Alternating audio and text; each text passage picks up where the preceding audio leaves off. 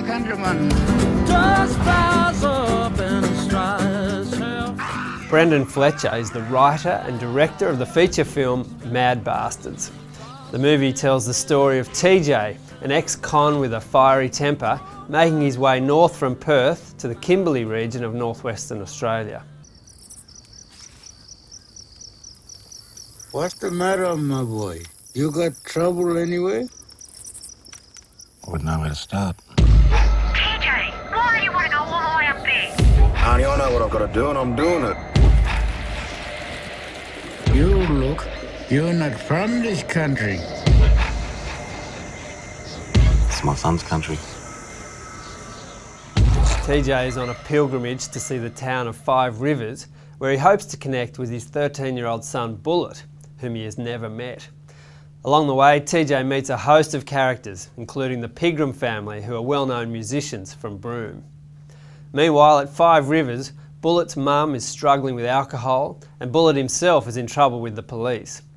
Grandpa Tex, the local copper, wants to change things for his family and for the men of the town, as he sees so much dysfunction, violence and abuse. It's an odyssey of self-discovery and the difficult journey towards manhood that, in a sense, TJ and Bullet have to make at the same time. Any of you boys want to talk about something that you want to get off your chest?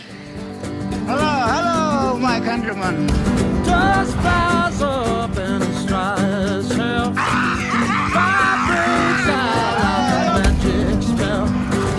Lost man yelling from the station house. Nobody's gonna put that fire out when the rain comes down. Anyone want to say anything? Hey, look at them mad bastards. When the rain comes down. On a hot summer day.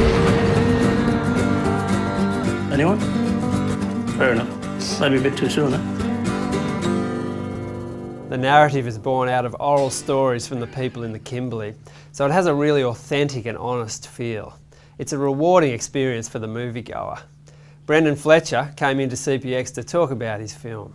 Brendan, thanks so much for coming in and congratulations on the film. Thanks, Simon. Fantastic film. I get the impression this is a very personal story for you. How did you come to be involved with it? I'd been making documentary films in the Kimberley since about 1997, and I just had come across so many people that I thought were, larger than life characters that had amazing life stories. And I thought to myself, well, there hasn't really been a film about the Kimberley, about this part of the world. We've had films, from the Territory and from other kind of frontiers. I suppose I just saw the opportunity for that there, and combined with that the fact that there was so much natural talent. I met these guys who I just thought were movie stars that needed a movie. Waiting to come out. Right, yeah, right. They needed a story that they could sort of just get their teeth into. So. And you've obviously had a lot of involvement with the community there and mixed in with the people. Oh, there's no other way to do it. Basically. Making the docos over those years, I met a lot of people right across the Kimberley, and the bonds that we'd kind of formed and the places they took me and the stories they told me were just so amazing. And over a long period those relationships formed, and you could sort of say that we built the film on top of those relationships. It wasn't like I kind of went in there and went, oh, I've got this great idea for a movie about this guy and he's got a son, he's got to go find him. It was nothing like that at all. Usually you write your script and then you cast it and so forth, but we sort of did it back to front. We actually found the people and then built the film around what worked for them as performers and as storytellers. And it emerges out of stories that you've heard these people tell, right? I wanted them to be in the film right from the word go. In fact, with our first script development grant, we started shooting because I thought, well, if this doesn't work, if these guys aren't natural performers like I think they are, then I'm not even going to write the first draft of the script. So right from the word go, we had that concept of using the real people to play characters that are kind of very similar to who they are. And it just sort of evolved from there, and then they would tell me stories about their lives, and it wasn't sort of formal. It wasn't sort of with a whiteboard, and it was very organic. It was over fishing trips and camping trips and time at the pub, or I remember many nights drinking tea till late into the into early hours of the morning at times. I remember one morning, kind of seeing the sunrise with a cup of tea in my hand, and me and this other guy had been talking the whole night about his life. So that went on for a long time, and there was a big collection of notepads and oral stories recorded, and then it was just sifting through it. What's the best part of casting these people, who mostly aren't actors, are they? And the most challenging part? The best part is, I think, they give a unique screen presence. They have something about them.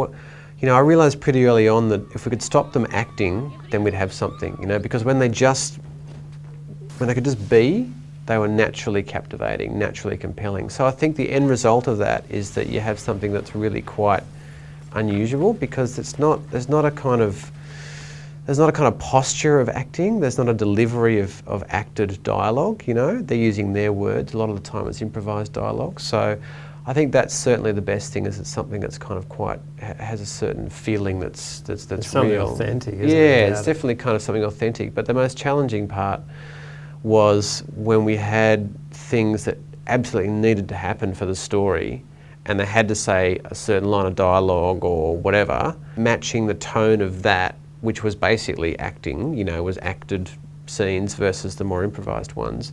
Getting those two things to merge was tricky. That's a challenge. But the funny thing was, as the shoot went on, the kind of our non-actors became actors. Like, they kind of started to get the whole rhythm of a film set and the process and the structure and the schedule, and they started out non-actors, but they finished up actors. Maybe there's hope for me yet. There's plenty, obviously, Theo. I think we could do it sometime. It's never too late, Simon. I think it might be in my case. Now, you tell the stories of these Aboriginal communities in quite a confronting way. You don't shrink back from that, and some of it's pretty disturbing. What were you hoping to achieve in telling the story that way? In those years of talking to people when we were sort of developing the idea, I always would sit down and yarn with people, and I'd say to them at the end of the thing about their life stories, I'd say, well, if you were the director of the film, if you had all the control, what would you put in the film? How would you tell it? What would you want to see up there on the screen? And this one girl said to me, you know what? Just tell it like it is, Brendan. Just serve it up in a full 5-course meal and just tell it exactly how it is, and don't be afraid of that, and we'll back you. And I just never forgot that, because I thought the last thing I want to do, is go to all this trouble and raise all this money and spend all these years and do something that kind of wasn't great, if you know what I mean. I mean, not that I know that the film's great, but it wasn't worth it, and we might only get one shot at this, and if we do it well, then other people will get a shot at doing that as well. So I suppose I just didn't want to make something that mucked around. The idea was to do it, tell it truthfully, and tell it honestly, and in doing that, I think that we as a community can start to own up to some of the responsibilities that we have. Whether you're someone that lives in that community, whether you're an Australian citizen, you can sort of see that on the screen, and there's no prettying up of it. Gonna find a place to hide my head.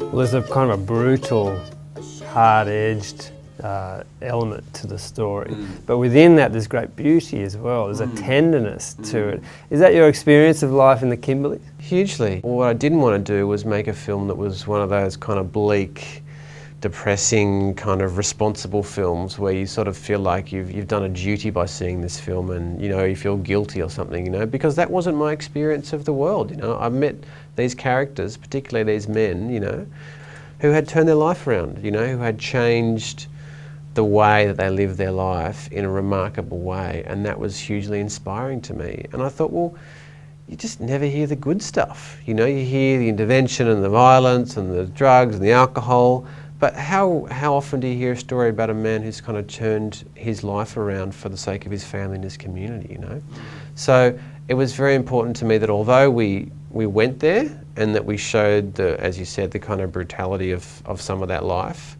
and showed that honestly, that we actually passed through that as well, and that the film was a film that was kind of about hope and redemption. There's definite element to the story, although it's not preachy, but there's sort of messages that you could get. One seemed to be that people have a choice in how they deal with real hardship in their life. Yeah. Is that part of what you're on about? The main characters in the film are TJ and Texas, the two men, you know, and then the third one, I suppose, is his son. Bullet. And the men that played those roles of TJ and Texas had made choices in their lives, you know, and they could almost tell you the hour of their life that they made that choice, you know, that changed their life. So, and the first step to many of those choices is actually just owning up to, you know, a responsibility that you have, you know, to your family or your kids or, you know, your community, and or an issue that you're battling with, you know. So I suppose I'd seen that in real life, and the guys playing these roles had experienced that in real life, so it was always going to be a strong part of the film. Even as you do make those good choices, you need support. You need a community around you. There was a lovely scene, a couple of them, with the men's group that are trying to start up, which was varying success, but you get a sense that it's going to get better along the way. Well, you know, that's a classic example of the movie. I mean, Greg Tate plays the character of Texas, who's the cop, you know, and Greg Tate is a cop. You know, he's been the Halls Creek policeman for 17 years, you know, senior sergeant there. And he started up a men's group on his balcony. You know, the government wouldn't give him funding because, you know, he wasn't an established charity or whatever it was. And no one came, and then he had to buy the sausages and tomato sauce to get them to come. And then they'd come and they'd, you know, eat all the food, but they wouldn't talk. And, you know, so that scene has a lineage in Greg's life, like 100%. You know, that's just a huge part of his life. What you said is a really lovely way to put it, that you need to support change. And I suppose that's what I felt, is that there's not much that I can do as one person in Sydney about what's happening in our Indigenous communities out there, but you can support people who are trying to make changes. And, you know, I think that's, fingers crossed, that's kind of what we're starting to see. Now, fathers and father figures are crucial in the development of young people, aren't they? And you really see this in this film. That's not limited to Aboriginal communities, though. But is that a key aspect of healthy community? I think definitely. I was struck by the father figures that I encountered as me going up there, you know, and I think that was part of what drove me to make this film in the first place, was that encountering a real man. It wasn't like a superhero or a, you know, a kind of a, when I say a real man, it wasn't a tough guy. It was someone that can be tough when you need to be tough, but can be really tender, you know. And the amount of times that I'd be hearing these guys sort of, you know, talk about being in fights or defending themselves, or, you know, kind of getting angry about things that they should be angry about. And then the next moment they'd be crying about their grandma, you know, or their daughter, you know. And it sort of, I suppose it's sort of what affected me so profoundly was this sense of being able to be strong as a man, as the sort of archetypal male character is, but also having the strength to be vulnerable and to express tenderness as a male. And that's something that, you know, you sort of don't see a lot of in cinema, you know. I mean, I suppose you do more and more, but in terms of what makes a man, you don't often see that. And I think that's, you know, a great story actually. Greg Tate, who plays Texas, said to me one day when we were sort of working on the story, because, you know, we should have, I reckon it'd be good if we got people to cry in this film, you know, if we had a couple of scenes that really made the audience like tear up, you know.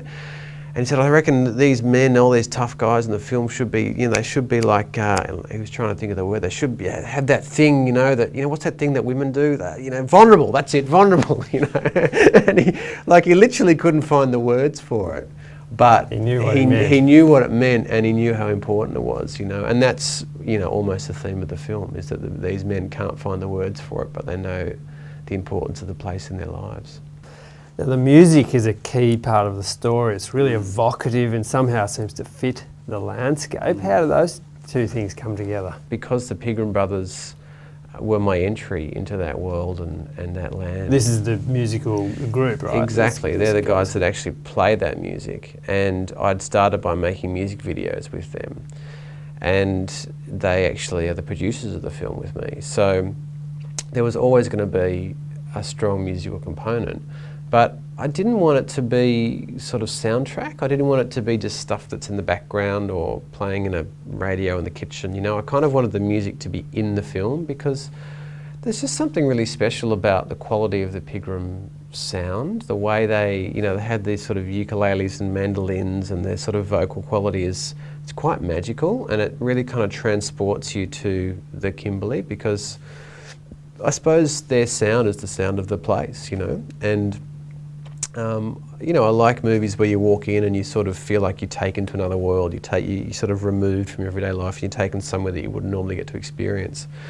And music is such a big part of being able to do that. And then teaming up the Pigram brothers with Alex Lloyd was just, it was kind of a radical idea, but it worked out really well. He's just such a great songwriter and he's got such a fantastic voice, but kind of melding that sound with his kind of strengths with the Pigram brothers sound was just, really. Yeah, so he plays a character in the film, right? A mechanic who plays with them and so on. Yeah. Well, we kind of like that idea of the Greek chorus that just kind of pops up every now and then and sort of sings a song, and it's a bit of a non sequitur, but it gives you a bit of a moment, out of the drama, where it sort of balances some of the harshness of the film, where the music is almost like a healing, I think, in the film, and the songs are a little bit like lullabies, and they sort of balance out some of the kind of more harder aspects of the film. There's a need for some healing after some of those scenes. Yeah. Well, it's always, it's about balance, and there's so much warmth and so much humanity in the music. I think that sort of it just really makes the film a rich experience. It seemed to me there were some spiritual, perhaps religious elements to the film. The key character, TJ, underwent what I thought looked a bit like a baptism, a washing of his sins and failures that I think he felt like he needed. Does that resonate at all with you? Totally. I mean, everyone who sees the film will see some of these scenes in their own way. I mean, what was actually happening there was, I guess, a kind of a welcome to country from an Aboriginal perspective, where he was, it did look exactly like a baptism, he was being kind of rinsed and cleansed, I suppose. And the symbolism of that resonates with people of all kind of walks of life. And what you read into that is what you read into it. But doesn't, it's almost impossible to read into anything, read it any other way as some kind of cleansing and some kind of like break from the past and welcoming into a new community, So we were just absolutely always going to make, a film that had a spiritual kind of richness to it and a spiritual dimension to it. But we didn't want to over-explain it either. We didn't want to sort of preach it, and we didn't want to sort of, I suppose sometimes when you literalise things, you kind of destroy them, or you sort of destroy their power. And there's something, something wonderful about the mystery, about just letting it be there and kind of letting it work its magic on you as a human being. There's a power in the way it's expressed without saying too much in it. Yeah. Also, themes like the need for forgiveness and mercy, grace. It's all needed in there, isn't there? And there's sort of almost non-material aspects to that.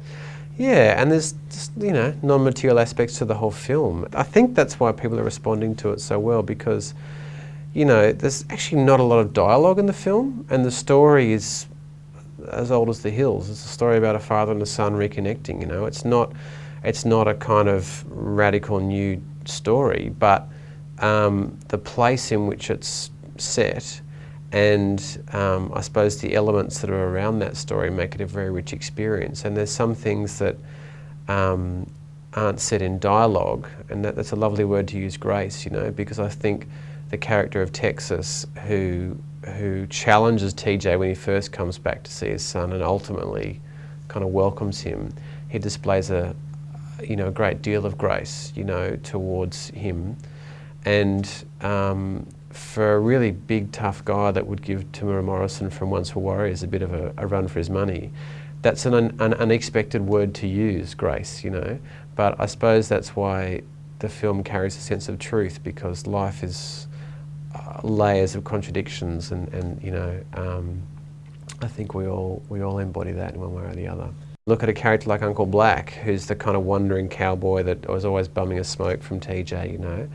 And he's, you know, he's had a tough life, but he's got so much love and kind of acceptance for TJ right from when he first meets him, you know. So I just felt like there was a lovely spirit about these characters that often words would literalise that spirit, and that somehow diminishes it, you know. Whereas if you could just allow it to be evocative, and there's just enough story to keep you kind of there from a narrative point of view, but we took away everything that you really didn't need, that we felt was expressed by the physicality of the characters, you know.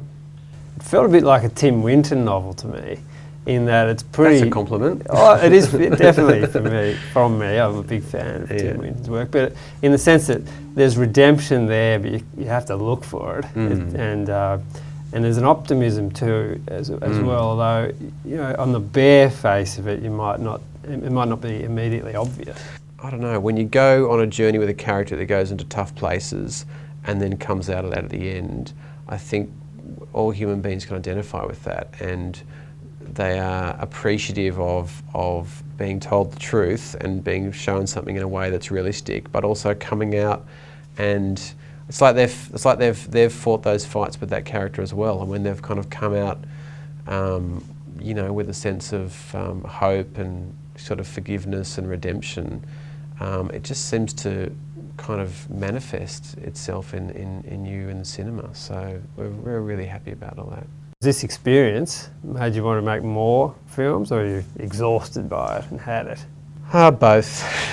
You know, I definitely want to make more films, but it was, I think, because of all the things we've been talking about, it was really hard to make. You know, it's tough to be truthful, you know, and it's tough to elicit truthful performances and tell a truthful story and kind of balance, you know, your ambition of kind of a truthful, soulful film with kind of the commercial constraints of making movies and funding bodies and all that kind of stuff. So a lot going on for a long time behind the scenes to kind of give birth to this film.